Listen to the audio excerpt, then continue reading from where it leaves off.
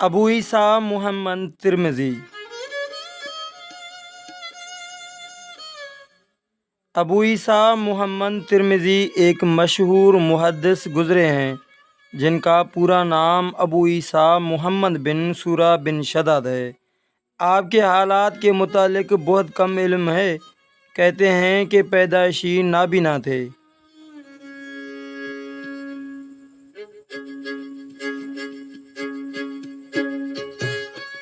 بعض کے بقول آخری عمر میں نابینا ہو گئے تھے۔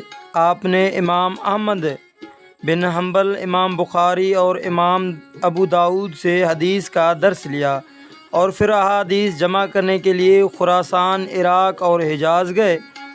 شہر ترمذ میں جو بلخ سے کچھ فاصلے پر دریائے آمو کے کنارے واقع ہے، انتقال کیا۔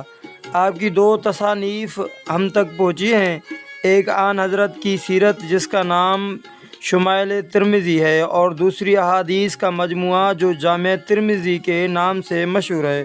دونوں کتابیں بہت وسیع اور مستند ہیں۔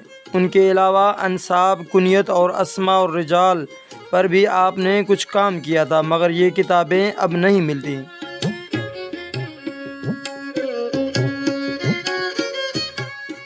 امام ترمذی رحمۃ اللہ علیہ کے بارے میں ایک روایت ہے کہ آپ پیدائشی طور پر نابینا تھے، لیکن صحیح بات یہ ہے کہ بڑی عمر میں علمی اسفار کرنے اور احادیث لکھانے کے بعد آپ کی بصارت جاتی رہی۔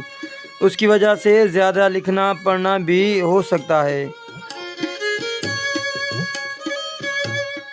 اور بقول امام حاکم نیشاپوری رحمۃ اللہ علیہ کے آخری عمر میں اللہ کے ڈر سے اتنا روئے کہ بینائی جاتی رہی، اور اسی حالت میں زندگی کے کئی سال گزرے۔ یہ عجیب اتفاق ہے کہ سنن ترمذی کے عظیم شارح علامہ عبدالرحمن محدث مبارک پوری بھی آخری عمر میں اور سنن ترمذی کی شرح کے تکمیل سے پہلے نابینا ہو گئے، تو آپ کے ارشد تلامذہ نے آپ کی نگرانی میں شرح کی تکمیل کا کام کیا۔